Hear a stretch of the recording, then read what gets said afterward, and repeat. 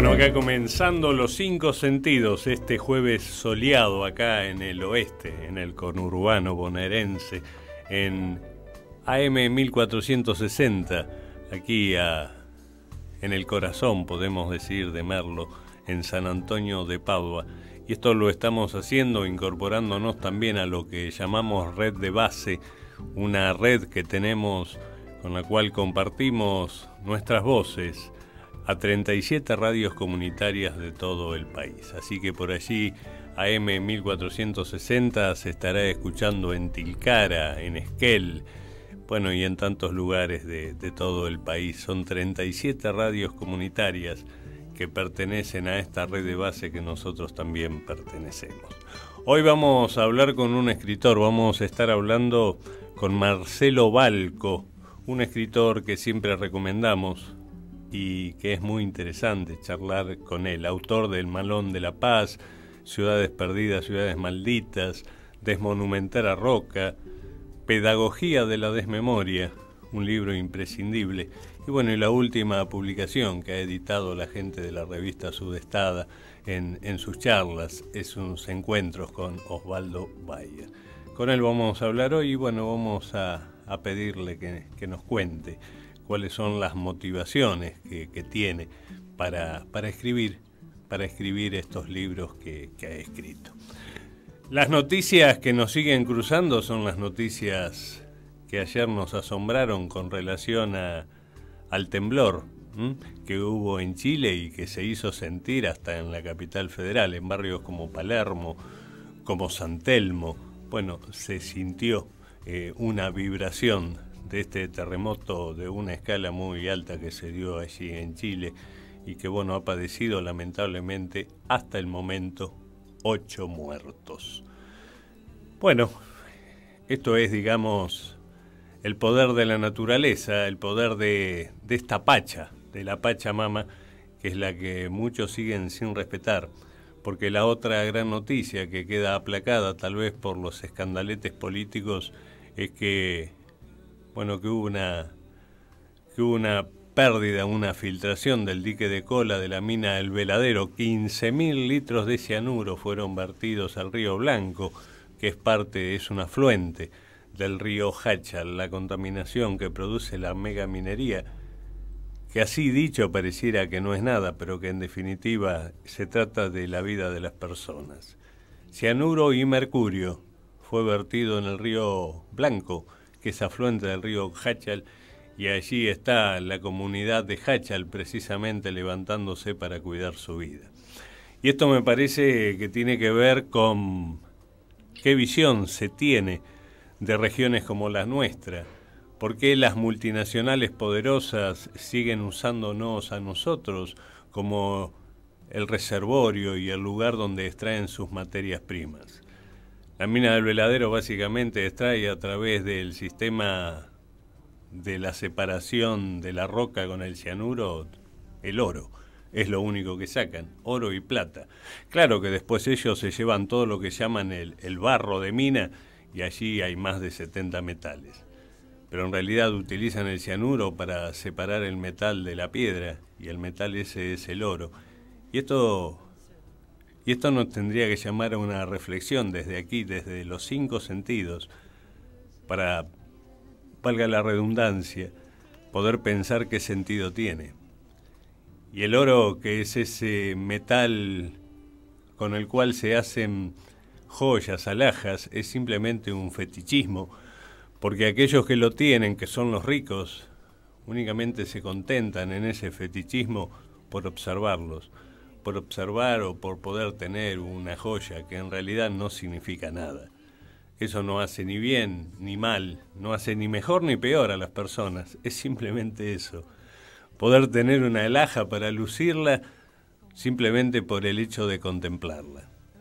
Y me parece que los hombres tenemos otro tipo de sentido en la vida.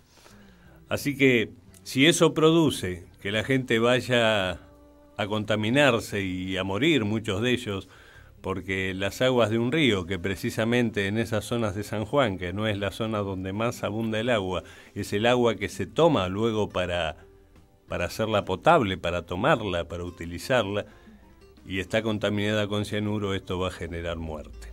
Esto es lo que tenemos que empezar a rever y darnos cuenta que en este camino no vamos a llegar muy lejos.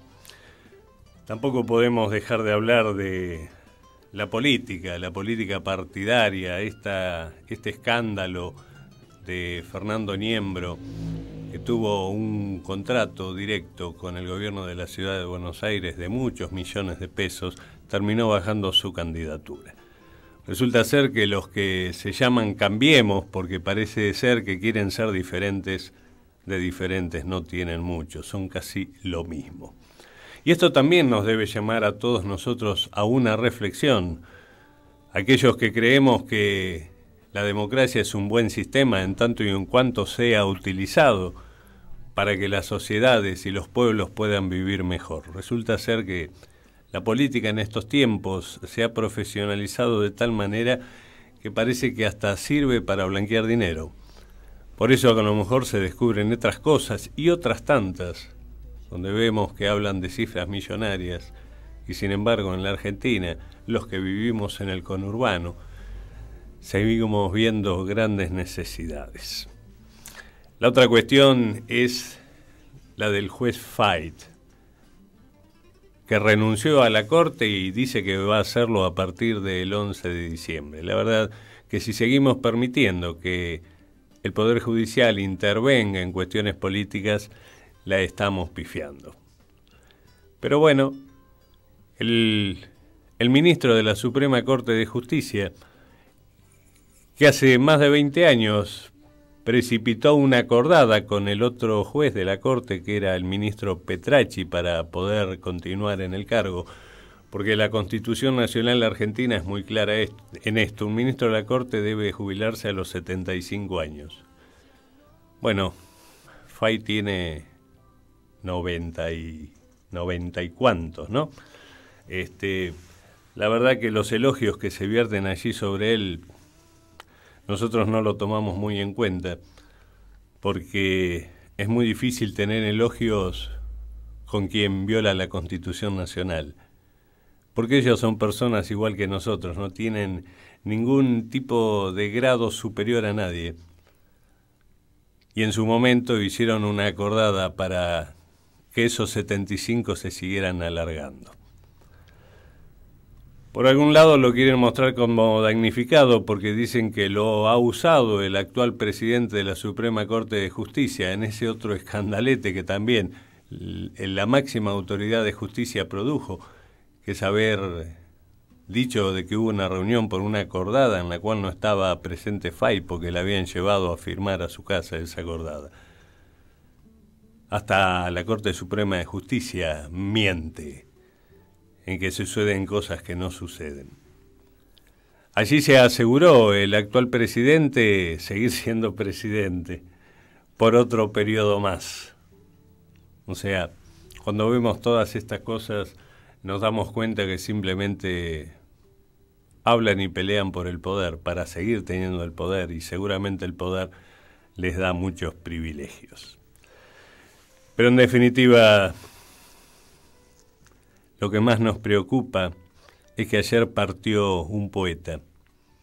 Seguramente, como dicen de los artistas, se fue de gira. Ayer falleció Héctor Negro.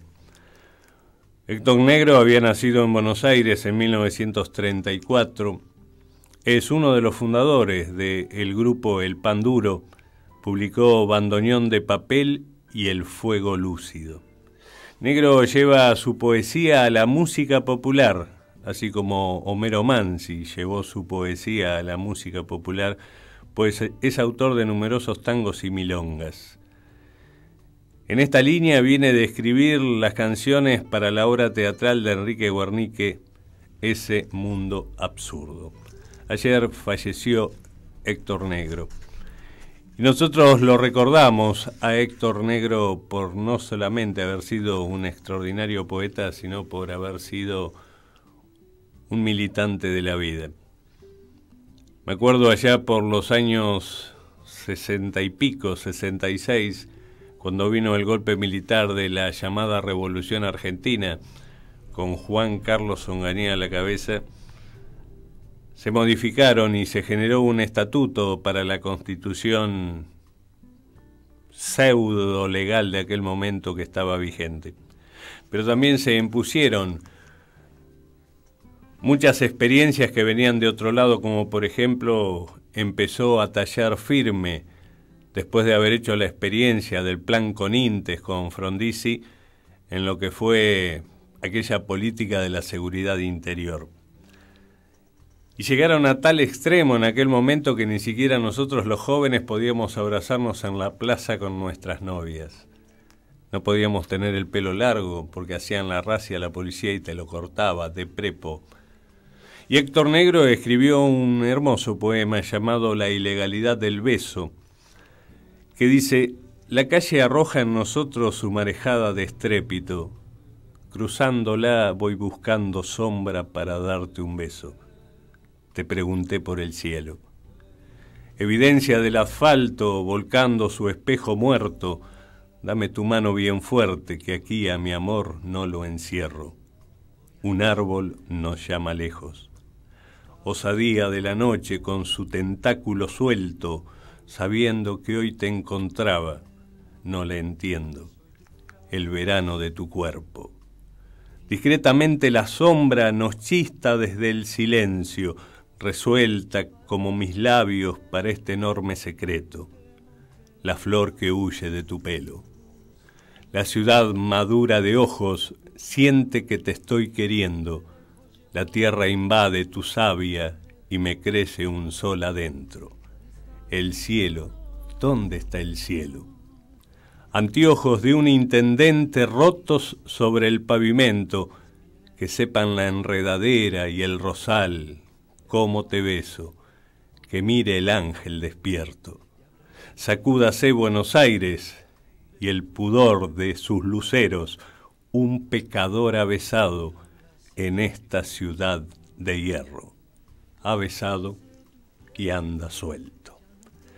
Héctor Negro, nuestro recuerdo, y siempre vamos a llevar adentro su poesía, su voz, su andar por la vida, porque Héctor Negro, a lo mejor no siendo tan conocido, fue también un ejemplo en la vida de muchos de nosotros. Bien, amigos, le vamos a pedir acá a nuestro compañero Marcelo, que nos mande a la tanda comercial, que nos mande a los avisos. Vamos a escuchar un poco a aquellos que hacen posible este programa y cuando volvamos seguramente vamos a estar conectados ya con nuestro invitado hoy al programa, Marcelo Balco. Instituto Superior Dr. Arturo Jaureche, en Arenales 940, Parque San Martín, Merlo. Teléfono 0220-480-5594 o en www.institutojaureche.edu.ar. Óptica Gafas. Óptica, ortopedia, audiología, 26 años al servicio de la comunidad. Contrato con más de 150 obras sociales. Óptica Gafas, en Sufriategui 720 y Ituzaingó. Teléfonos 4624-0132 o 4661-5677 o en Concepción Arenal 2994 frente al Hospital de Ojos de Hurlingham. Óptica Gafas. Isolce, un emprendimiento dedicado a satisfacer las necesidades en lo referente a ingeniería y soluciones en seguridad. Autopista del Oeste, kilómetro 26, esquina Peredo, Parque Leloir, Ituzaingó. Teléfono 4621-0008. www.isolce.com.ar. Isolce, ingeniería y soluciones en seguridad. En el oasis Atuel Sud, provincia de Mendoza, el clima, la tierra y la planta forman la excelencia. Bodega Portal Andino. presenta sus vinos Equilátero y Portal Andino. Bodega Portal Andino. Pasión por sorprender. Secretaría de Gobierno del municipio de Ituzaingó. Programa de seguridad en red. La seguridad es responsabilidad de todos. Nos preocupamos, nos ocupamos. Llámanos al 4623-7771. De Julio Cortázar a Fabián Polosecchi, de Eduardo Galeano a Andrés Rivera, de Atahualpa Yupanqui al Chango Espasiuk, cine, literatura, política, cómic, historia y toda la información. Revista Sudestada, cultura, arte y actualidad, todos los meses en su kiosco. www.revistasudestada.com.ar. Desde el 3 de agosto, Nodal.am, Noticias de América Latina y el Caribe, suma Nodal Radio. De lunes a viernes, cada mañana, un informativo de radio para vernos con nuestros propios ojos. El pulso de la patria grande lo palpitamos en Nodal Radio. Nodal.am. Auspicia Revista Voces de Radio. Somos nosotros. Actualidad y análisis político. Director Antonio Martínez Noronia.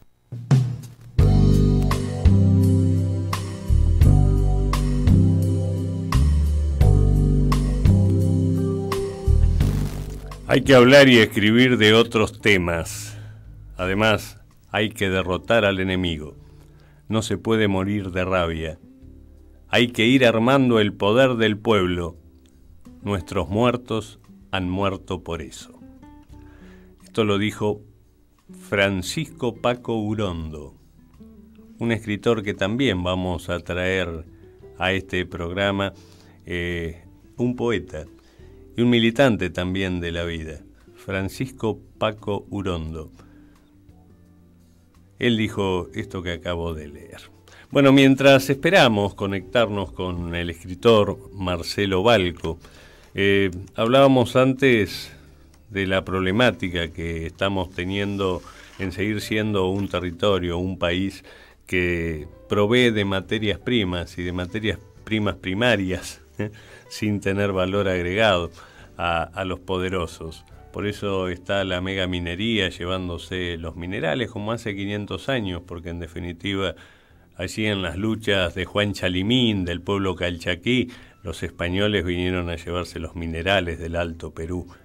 Ahora vienen las multinacionales 500 años después a seguir explotándonos la cordillera para seguir llevándose los minerales. Tenemos en la Argentina muchos minerales, allí en el norte, en Jujuy.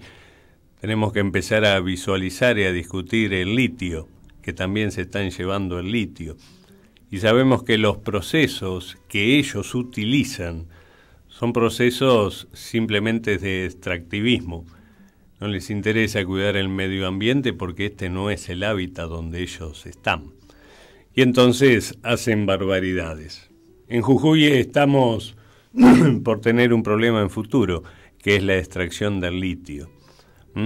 Y en esto me parece que tenemos que preocuparnos y ocuparnos, porque si no, de esta forma vamos a tener para nuestros hijos y para nuestros nietos un mundo muy feo que le vamos a dejar. Y para esto, claro que está la decisión política de aquellos que son los que conducen y los que dirigen, y que en vez de serse socios de esas multinacionales, lo que tienen que hacer es hacer cumplir estrictamente las normas. La semana pasada hablaba precisamente que el ministro de Salud de la Nación Argentina, el doctor Daniel Goyan, había hecho unas declaraciones con honda preocupación con lo que tenía que ver con los agroquímicos y los glifosatos. Después de 20 años, ya no está hoy con nosotros, pero bueno, el investigador Carrasco había advertido y había denunciado precisamente lo gravoso para la salud que tenía que ver con estas multinacionales como Monsanto, Syngenta, desde el Roundup hasta los agrotóxicos que hoy se siguen tirando sobre la soja, el daño que esto estaba produciendo. Bueno, ahora la Organización Mundial de la Salud parece que después de 20 años logró probar realmente que esto es dañoso para la salud. Y allí nuestro ministro de Salud, el doctor Daniel Goyan, ya tuvo reuniones con el ministro de Agricultura y con el ministro de Economía precisamente para ajustar para el control de estas fumigaciones que se siguen haciendo. En la Argentina tenemos millones de hectáreas sembradas de soja y eso hace que nuestra economía a veces también tenga estos problemas tan profundos. Actualmente hay 32 millones de toneladas de soja retenidas en silo bolsa. Por eso que hay un sector social que intenta apoyar a algunos candidatos porque lo que pretenden es que en la Argentina haya una devaluación, y cuanto más grande sea esa devaluación y más alto suba el precio del dólar, más ganancias tienen ellos por esa especulación que vienen haciendo de retener el grano en los silos bolsa. La ecuación es muy simple, no es muy difícil entender de economía, entender de política, no es muy difícil. Uno se da cuenta rápidamente. Y a mí me parece que es hora de cambiar la taba. Es hora de que nosotros, los de abajo, empecemos a exigir a los de arriba que las cosas tienen que ser distintas. Porque acá no se trata de ponerse banderas partidarias ni de un lado ni del otro. Se trata de hacer las cosas para que todos en la Argentina, y sobre todo los que menos tienen, puedan vivir mejor. No sé si lo lograremos esto con los políticos que tenemos, pero bueno, es lo que tenemos. Sin ninguna duda que cuando ponemos en funcionamiento los 5 sentidos, también ponemos en funcionamiento el sentido del intelecto, de la inteligencia, del conocimiento. Y para esto tenemos que ir a los soportes filosóficos de nuestra historia. Y a lo mejor tenemos que empezar a estudiar aquellos preceptos del constitucionalismo social, aquel que surgió allá por el año 17 en la Revolución Mexicana o en la Revolución Rusa, y que luego fue trasladado a toda América y también a Europa. Francia modifica su constitución en la posguerra en 1946, Suiza en 1947, Luxemburgo en el 48, y aquí en Latinoamérica tenemos las modificaciones de la Constitución mexicana en 1917, la del Perú en el 33, la de Uruguay en el 34, la de Cuba en 1940 y en la Argentina llega la de 1949. Ayer se estaba conmemorando 60 años del golpe de Estado de 1955 en la Argentina. Un 16 de septiembre de 1955 los aviones de la Marina bombardearon la Casa Rosada y fue el derrocamiento de aquel gobierno elegido por el voto popular de Juan Domingo Perón, que sin ninguna duda tenía muchísimos problemas de índole ético, de índole político, pero había sido un gobierno elegido por el voto popular. Y la Marina bombardeó, y Perón se subió a la cañonera paraguaya y se fue del país. Allí empezamos una gran decadencia que se arrastra hasta estos días, porque lamentablemente cuando nadie levanta la voz y todos se hacen los distraídos permitiendo que una constitución nacional como fue la de 1949 sea derogada por un bando militar y nadie diga nada, me parece que ahí empieza la decadencia de esto que le llaman la civilidad y la democracia. Tenemos que rever muchas cosas en la Argentina, no para darle la razón a nadie, sino para encontrar la verdad. Y a partir de la verdad empezaremos a comprender, no porque haya que ponerse, insisto, escudos partidarios. Tenemos que pensarnos de una manera más amplia, porque así nos demanda la historia y así nos demanda la condición humana. Si seguimos pensando que esa clase profesional política es la que va a resolver las cuestiones, le estamos pifiando, insisto. Pero bueno, esto lo debatiremos seguramente a lo largo de este ciclo y de todos los programas que vengan. Ahora estamos conectados con Marcelo Balco. Buen día, Marcelo, ¿cómo te va? ¿Qué tal, Antonio? ¿Cómo andas? Muy bien, gracias por atendernos, Marcelo. No, por favor. Bueno, Marcelo Balco es escritor, un hombre que... Vos sabés que antes decía, cuando hacía el avance para presentarse, decía que te íbamos a preguntar qué es lo que te ha motivado a escribir desde el mismo momento que lo empezaste a hacer. Y bueno, esa es la pregunta que queda pendiente. Yo decía que es autor, entre otros libros, de Ciudades Malditas, Ciudades Perdidas, ¿no? Ciudades Perdidas, Ciudades Malditas. Primero es maldita y después se pierde. Primero son malditas y después son se perdidas. pierde, Sí. Desmonumentar a Roca es otro, El Malón de la Paz, y también, bueno, Pedagogía de las de Memoria, y un último que te ha publicado la revista Sudestada, que son una especie de charlas con Osvaldo Bayer, ¿no?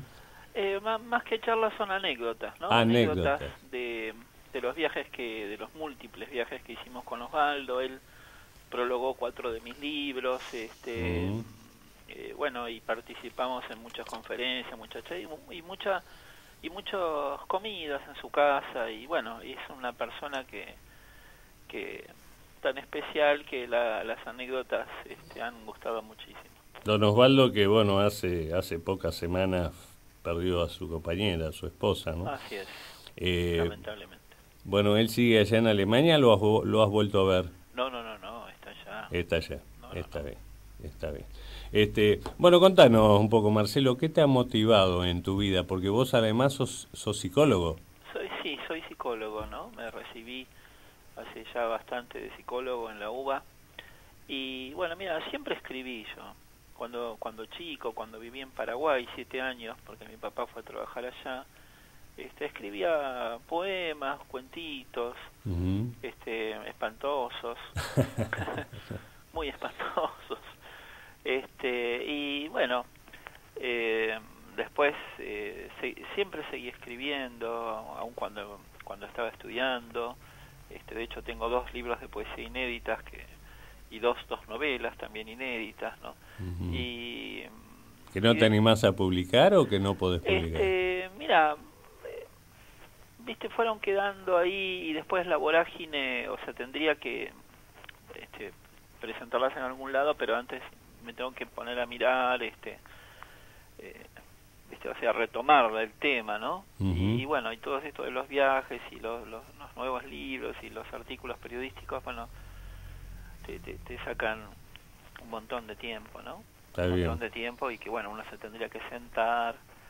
Estaría bueno tener un mecenas, claro, que venga un Medici y claro, bueno, y ayude. pero eso no pasa. Entonces, bueno, por eso escribimos en el subte nosotros, ¿no? Claro, sí. Y bueno, y después, cuando estaba promediando la carrera de psicología, ahí descubrí una materia, porque mira, yo venía de Paraguay, de la secundaria en Paraguay, y mi colegio, que estaba sobre el Paraná, contra Brasil, en la selva, no tenía vidrios, no tenía piso y no tenía libros. Yo era un chico tan ignorante, pero todavía lo soy, pero era tan ignorante que no sabía ni siquiera que existía la antropología, por ejemplo. Claro. La descubrí dentro de la carrera de psicología, que tenía una materia que se llama Introducción a las Ciencias Antropológicas. Y yo dije, esto era, ¿no? Esto era. Bueno, y después ya empecé a tener tanta lectura de antropología, y después poco a poco fui derivando al genocidio, y me empezaban a llamar para charlas, empezaban a publicarse artículos acá y allá, en Argentina, afuera, y bueno, y así surgió, vamos a decir, ¿no? No fue una cosa como planificada, ¿no? Fue... Sí, o sea que la misma sensibilidad, digamos, te fue llevando. Uno va como si fuera por un río, ¿no? Que hay un camino que te lleva y bueno. Y ahora en noviembre va a salir Cazadores de Poder, que es la continuación. Sí, la continuación de Pedagogía. Ahora también en Sudestada a fin de mes va a salir un suplemento especial sobre Frida Kahlo, que ahí también algo escribimos. Y bueno, y siempre estamos, va a salir en Washington un texto mío muy largo, bueno, en inglés, ¿no? sobre el tema del Estado argentino y las poblaciones originarias, ¿no? Interesantísimo una nota que leí en Sudestada sobre Malón de Paz, o sea, sobre el Malón. Hace 15 días atrás, un poco menos, se cumplió un nuevo aniversario de aquel Malón de la Paz, ¿no? Se cumplió un aniversario del Malón de la Paz y del año 46, y en esa nota de Sudestada, que es la Sudestada de este mes, hacemos la relación con el Acampecom, ¿no? Claro, que cumplió 7 meses hace... los 7 meses de los COM, pero sobre todo de la estructura de las dos situaciones se simularon, ¿no? O sea, tanto el Malón viene a Buenos Aires como los COM a pedirle por favor al presidente, en este caso, en su momento al presidente Perón, en este caso a la presidenta Kirchner, que los proteja, los proteja, ¿no? Es así muy simple, ¿no? Porque de las arbitrariedades provinciales. Sí. Bueno, en aquel Malón de Paz que vos narrás, bueno, Perón había hecho la campaña, digamos, proselitista, en los trenes se hacía antes, y él había prometido precisamente allá a los pobladores del norte que les iba a dar la tierra, les iba a dar las escrituras, ¿no? Así es, él había dicho dos palabras mágicas, ¿no? Expropiación y reforma agraria. Exactamente. Entonces, que nunca sucedió. Y aparte de reforma agraria, sobre las tierras propias que les había usurpado Robustiano Patrón Costa, ¿no? Porque, claro. O sea, ellos no es que querían tierras de no sé quién. No. Sino, Patrón Costa les empezó a cobrar arriendo, ellos al principio pagaron, empezó a subir, y siguieron pagando hasta que, bueno, llegó un momento en que dijeron basta. Seguro. Y dijeron, bueno, vamos a recordarle a Papacito Perón las promesas de campaña, y bajaron 174 a Buenos Aires, ¿no? Esa historia quiero que ahora me la cuentes. Vos tenés un poquito de tiempo, ¿no? Un poquito. Bueno, te pido un cortecito de 3 minutos y luego hablamos del Malón cuando hablemos, ¿sí? Bueno, te quedás en línea, por favor. Dale. Gracias.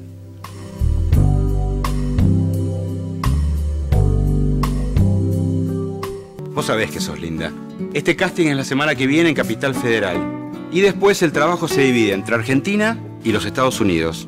Pero voy a necesitar tu disponibilidad y tu pasaporte al día. Porque quizás tengas que viajar ya. No todo casting es real. Pero voy a necesitar tu disponibilidad y tu pasaporte al día. Porque quizás tengas que viajar ya. Las redes de explotación sexual captan a través del engaño. Llámanos al 145. Línea gratis las 24 horas en todo el país. Paremos la trata. Para más información consulte en www.comitecontralatrata.gov.ar. Argentina nos incluye. Presidencia de la Nación.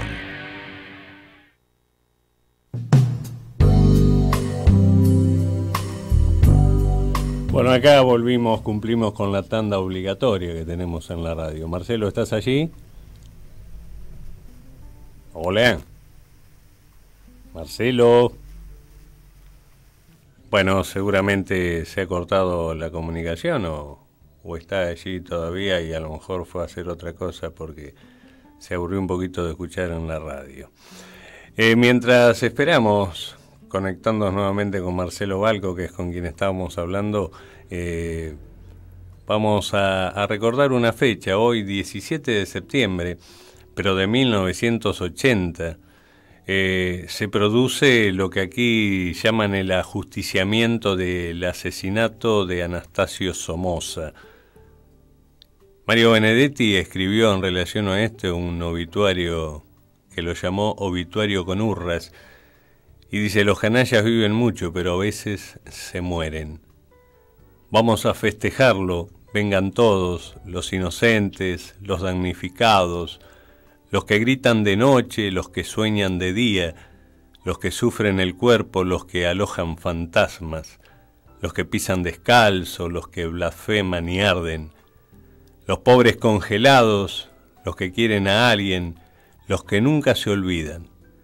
Vamos a festejarlo, vengan todos, el canalla se ha muerto, se acabó el alma negra, el ladrón, el cochino, se acabó para siempre, hurra, que vengan todos, vamos a festejarlo, a no decir la muerte, siempre lo borra todo lo purifica, cualquier día la muerte no borra nada, quedan siempre las cicatrices. Hurra, Murió el cretino, vamos a festejarlo, a no llorar de vicio, que lloren sus iguales y se traguen sus lágrimas. Se acabó el monstruo prócer, se acabó para siempre. Vamos a festejarlo, a no ponernos tibios, a no creer que este es un muerto cualquiera. Vamos a festejarlo, a no volvernos flojos, a no olvidar que este es un muerto de mierda. Esto lo escribió Mario Benedetti sobre la muerte de Anastasio Tachito Somoza. ¿Recuerdan ustedes que Anastasio Tachito Somoza fue un cruel dictador de nuestra Nicaragua? Y esto, obituario con urras, escribió Benedetti. Los canallas viven mucho, pero a veces se mueren. Y termina diciendo, a no olvidar que este es un muerto de mierda. Marcelo, ¿estás allí? Acá estamos, Antonio. Ah, bueno, bien. Decíamos antes del corte, aquel Malón de la Paz que caminó 2000 kilómetros, desde allí arriba, desde La Puna hasta llegar a Buenos Aires, y lo hizo caminando.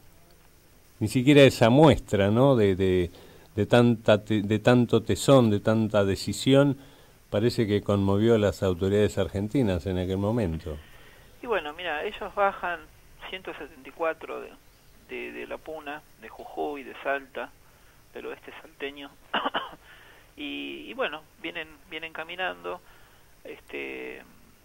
por primera vez, ese es el año 46, por primera vez son tantos los indígenas, porque hasta ese momento siempre venían 2 o 3, porque las comunidades solo podían afrontar el costo del viaje de 2 o de 3 personas, claro, en estadía en Buenos Aires, ¿no? Bueno, ahí vienen 174 y pasa algo muy insólito. El gobierno de Juan Perón se monta en la protesta, en el libro, que de paso tengo 2 libros enterrados en ceremonias de mi libro, del Malón de la Paz. El gobierno se monta en la protesta y en el libro tengo casi 70 diarios y revistas argentinas que hablan del Malón de la Paz y muchísimos los ponen en tapa, ¿no? Salen en Sucesos Argentinos, es todo un fenómeno la aproximación del Malón a Buenos Aires. Cuando el Malón llega acá a la Plaza de Mayo, es un sábado 3 de agosto del 46, la plaza está colmada, la gente canta Perón y el Malón un solo corazón, todos piensan que sí, que efectivamente le van a devolver las tierras.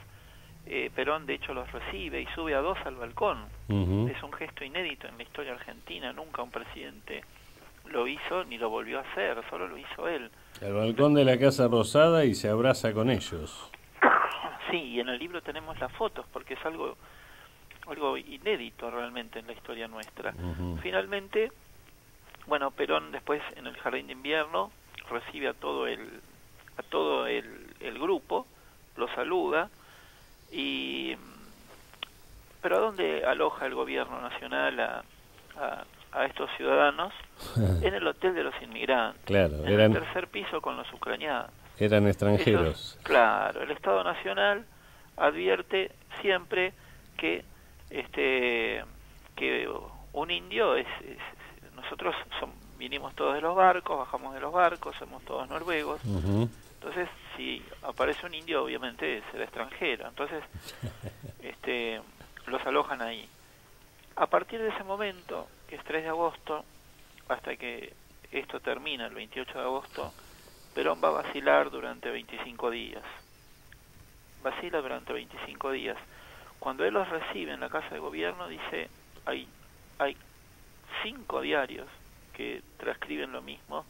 Él dice, den por hecho lo pedido. Den por hecho lo pedido.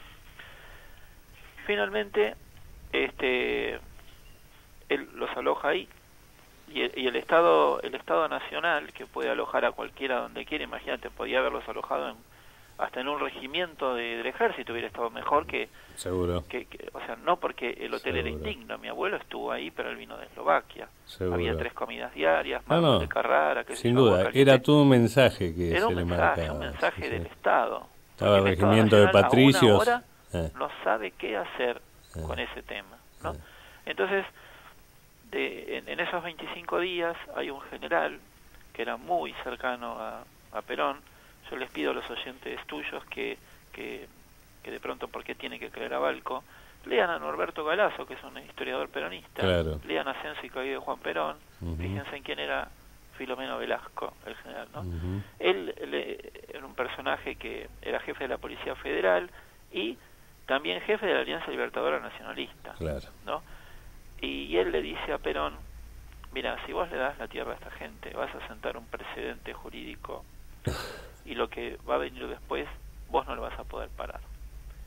Entonces, Perón vacila, 25 días duda, hasta que finalmente, en la madrugada del 28 de agosto, deja de hacer. Cientos de soldados de la Marina de Guerra rodean el hotel, una brigada de lanzagases de la Policía Federal, toman el tercer piso y bajan a patadas, para decirlo de alguna manera elegante, a Los Collas, y habían puesto un tren que cuando, filmaron mi libro para el canal Encuentro, me pararon ahí, todavía están las vías secundarias frente al Hotel de los Inmigrantes, y pusieron un tren de ganado, y en ese tren envagonaron, como dicen ellos, a todo el contingente y lo llevaron con custodia armada hasta Abrapampa. Sí. Y ahí los tiraron. Y ahí estaban los capangas de Robustiano Patrón Costa, claro. que decían, ahora sí que van a tener las tierras que querían, claro. Y ahora van a ver, ¿no? Y la verdugueada. Ese teóricamente es el Malón, pero el Malón terminó, empezó con una enorme visibilidad y después se sumergió en el pozo de la historia, el gran pozo de la historia, ¿no? Y fíjate que nadie tocó el tema, porque era un tema, porque 60 años después sale el libro, porque yo cuando empecé a investigar me llamó la atención que no había un libro sobre el tema, pero después me di cuenta que era lógico, porque imagínate, a un historiador peronista el tema no le interesaba porque el general no queda bien. Claro. Y a la gente de enfrente de Perón tampoco, porque en general es gente que no le interesa el tema ni tierras ni indios. Y tocar el tema tierras es muy complejo, vamos a decir, ¿no? Para ciertas personas. Entonces el tema quedó en tierra de nadie, el Malón. Así que hoy algo vamos a mencionar. Hoy vamos a estar en Aedo a las 6, en un instituto de formación docente que está en la calle Fasola 950 de Aedo a las 6 de la tarde, donde vamos a hablar sobre la desmemoria como estrategia de la historia oficial, que es una estrategia realmente, la desmemoria es excelente como estrategia de la historia oficial, de sepultar todo, de mandar todo al pozo del olvido, y de contar una historia edulcorada, una historia aburrida, siempre aburrida, para que ningún chico se interese, ¿no? Claro, esa historia del héroe de bronce ahí subido a su caballo, estático, claro, y entonces inalcanzable. Claro. Eso es más aburrido. Claro. Sí, pero, bueno, eso no los motiva a los chicos. Los chicos dicen, ese fue San Martín. Claro. Yo no voy a poder ser nunca como él. Ahí está San Martín en el bronce. Y al chico le interesa porque no quiere ser así como una persona que solo señala con el dedo para allá. Y San Martín no era eso. Exactamente. Pero muy lejos de eso. Bueno, como han tergiversado la historia o la han invisibilizado dentro de esa pedagogía de la desmemoria que vos bien describís, ¿no? Todavía es el día de hoy que muchísima gente seguramente va a la Catedral Metropolitana y no se pregunta por qué en ese ámbito descansan los restos de Aneiros, ¿no? Nadie se pregunta de eso.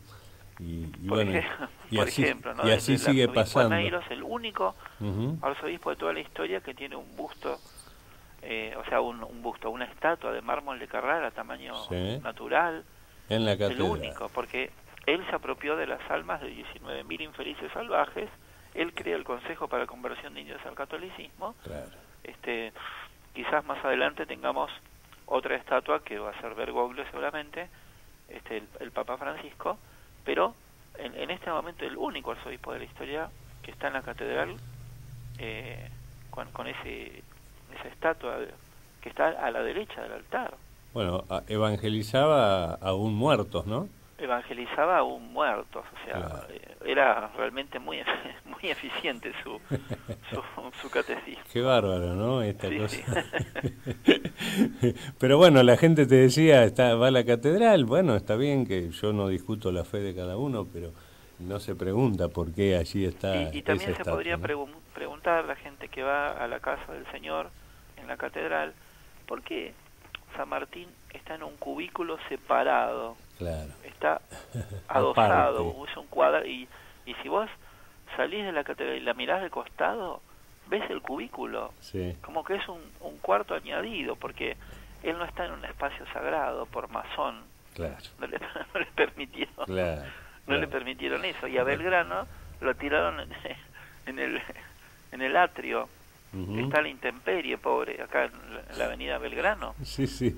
Está directamente lo tiraron a la intemperie. A San Martín claro. por lo menos le pusieron un techito. Qué bárbaro, ¿no? Bueno, pero esos gestos, ¿no? Que son los mismos, patria, los mismos gestos que hicieron allá en el 46 cuando los hospedaron en el hotel de inmigrantes a los que son originarios de esta tierra, porque ellos eran extranjeros, no eran los que habían bajado de los barcos y habitaban la metrópoli. Claro. Eran collas venidos de allá, todos piojosos, todos sucios, claro. Entonces eso no eran lo que nosotros queríamos ser o lo que nos quieren hacer creer que somos. El crisol de razas de Sarmiento y Alberdi. Qué terrible. Estos no qué palabra terrible esa, ¿eh? El crisol de raza, qué terrible, ¿no? Qué terrible. Se pueden fundir, ¿no? Las razas. Se pueden fundir, pero ellos no. Bueno, esta avanzada, ¿no? Que tiene que ver con esta visión de Sarmiento, que también hace unos días, el 11 de septiembre, se conmemora el Día del Maestro precisamente por él, ¿no? Sí, sí. Tendríamos que rever y cambiar la fecha, ¿no? Yo lo hablaba. Últimamente los maestros, eso se pudo ver ahora el mismo 11, que bueno, ellos quieren que el Día del Maestro sea el día del asesinato. Sí, de Fuente Alba. De Fuente Alba, ¿no? Está muy bien, está muy bien. Yo días pasados hablaba con Enrique Piña y bueno, cuando se festejó el Día de la Industria, que él también ha historiado y ha dicho de que ese día uno de los curas que hizo la primera exportación de harina al Paraguay, resulta ser que adentro de las bolsas de harina iban los lingotes de plata, o sea, estaba haciendo un contrabando. Y en definitiva, el Día de la Industria se festeja el día que se produce un contrabando, ¿no? Sí, bueno, ¿ves? Tendrá mucho que ver una cosa con la otra. Yo le sugería a mucha gente de la industria que traten de rever y cambiar la fecha, ¿no? Pero bueno, el statu quo, ¿viste? Esa cosa que está establecida, a muchos les cuesta cambiarla. Está hecho y es inamovible. Claro, eso vos sabés que una experiencia. Yo soy seguidor tuyo, comparto tu lectura. Y bueno, y en esto de ciudades malditas, ciudades perdidas, me hice allá un viajecito por la 40, llegué hasta Patquía, ahí se pegué la vueltita y busqué este pantano de... ¿Fuiste? Sí, fui, pero realmente no pude llegar porque me aconsejaron ir con un guía y bueno, en la época del año que yo fui no conseguí, porque además era un día de semana que llegué allí, no conseguí un guía porque me dijeron que me podía perder. Y bueno, porque es la perdición, justamente, ¿no? Claro. Como lo estamos diciendo en el libro. Pero fui a buscar ese lugar, claro que lo fui a buscar. Y en otro viaje que hice para otro lado, no tiene nada que ver, porque en ese viaje recorrí 9 provincias, hice todo. Bueno, ahora me voy a hacer todo el sur y voy a recorrer otras tantas. No 9, pero bueno. Pero no, te quiero contar, estuve en Rauch. En Rauch, ¿no? Camino para allá, para La Pampa, y me paro en la oficina de turismo de Rauch y precisamente a la señora que me atiende muy cordialmente y me da los planos y las explicaciones, yo después de todo eso le digo, pero el nombre que tiene, ¿no? Y me dice, sí, acá dice hubo una iniciativa en el Consejo Deliberante para cambiar el nombre, pero vio, mirá, así me dice la señora, una señora perteneciente al municipio, ¿no? En turismo, me dice, nosotros sabemos quién fue, pero ya es el nombre que tenemos. Entonces digo, claro, lo que ya está establecido, difícil cambiarlo para mucha gente, ¿no? Sí, no, pero sin embargo, siguen las iniciativas y bueno, mira, cuando salió Desmonumentar la Roca, en el libro creo que había puesto 24 ciudades que cambiaron la nomenclatura de calles. Y ahora, ahora creo que ya son superiores a las 30 y largas. Bueno, tenés un bello eslogan vos que decís, es lento pero bien. Pero viene, ¿no es cierto? Entonces, bueno, por ejemplo, ahora cuando estuve en Bolsón y Lago Puelo... Ah, qué lugares. Qué lugares, mira, tuve la suerte que me invitaron a esos lugares, ¿no? Para hablar sobre justamente la desmemoria. Y bueno, por eso hay gente combativa, hay gente combativa y hay mucha gente que obviamente ahí están las calles Perito Moreno, la calle Roca, todas las calles de los comandantes del desierto, y bueno, y hay mucha gente que las quiere cambiar. Perito Moreno, qué bárbaro, no lo ponen como héroe, lo ponen primero que no fue perito, y segundo que bueno, cuando vamos al Museo de la Plata también sería bueno hacer un poquito de memoria, ¿no? Porque eso fue entregado a ese entre comillas Perito Moreno como premio. Como premio, le regalaron el museo como premio. Claro. Y ahí están descubriendo ya la historia verdadera, ¿no? De la cantidad de cadáveres que tuvo allí de restos esqueletarios que todavía siguen estando, miles. Qué bárbaro, entonces, ¿no? Bueno, pero la historia está cambiando, la hacen cambiar las personas y bueno, eso, por ejemplo, hay un editor que me dijo, mira, hace 20 o 30 años hubiera sido impensable publicar un libro que en el título se llame Desmonumentar la Roca. Y ahora lo veo en el subte. Claro y estamos agotando la edición. Entonces, hay un cambio, hay una apertura de la gente, porque acá más que de los libros, lo que importa es la gente, el público, que se sensibiliza con un tema, porque de nada serviría escribir el mejor libro si queda tirado ahí. Entonces, quiere decir que los documentales, o sea, periodistas como vos, o sea, todos los que contribuyen a estos cambios, que se sensibilizan y que, bueno, que están haciendo avanzar el país hacia Mayo, que eso es lo que nosotros siempre proponemos, ¿no?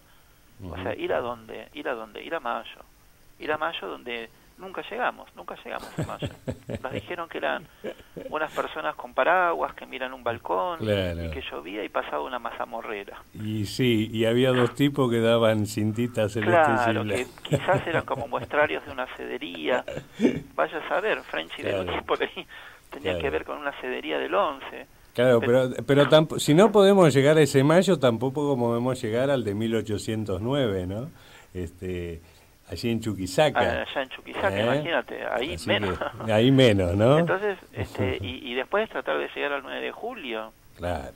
Del 16, donde la independencia se declaró en 4 idiomas, castellano, quechua y mari-guaraní. Exactamente. Entonces, y bueno, y Castelli fue precisamente a Chuquisaca a conmemorar ese primer aniversario, ¿no? Y fue a decir el discurso en la voz quechua, ¿no? Sí, y lo hizo en Tiahuanaco, es fantástico. Exactamente. O sea, pero no son tiempos estos, Marcelo, estos días no son para andar por Tucumán, ¿eh? Y está jodido. Está jodido, ¿no?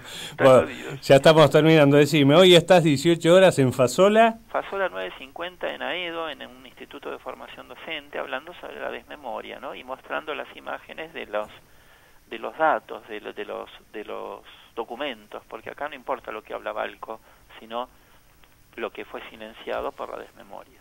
Por eso Pedagogía de la Desmemoria, como la otra obra de Marcelo Balco, es tan necesaria y tan imprescindible y tan seria, porque en Pedagogía de la Desmemoria, por ejemplo, tiene miles de citas precisamente de documentos, que en base a eso está escrito con el gran trabajo que hiciste, Marcelo. Bueno, te agradezco, viejo. Te agradezco mucho y, bueno, suerte. Bueno, un abrazo, Antonio. Gracias. Muchas gracias. Marcelo Balco, un escritor que, insisto, Pedagogía de la Desmemoria, búsquenlo al libro, es imprescindible, es necesario. Nos estamos yendo. 6 dadores de cualquier tipo y factor para el paciente Luis Mariano Mongeló, internado en la Clínica Modelo de Morón, Unidad Coronaria, República Oriental del Uruguay 224 en Morón, la Clínica Modelo de Morón, de lunes a sábados de 8 a 10 horas. Se necesitan dadores de sangre de cualquier grupo y factor. Gracias a todos, nos vemos el jueves que viene. Chau.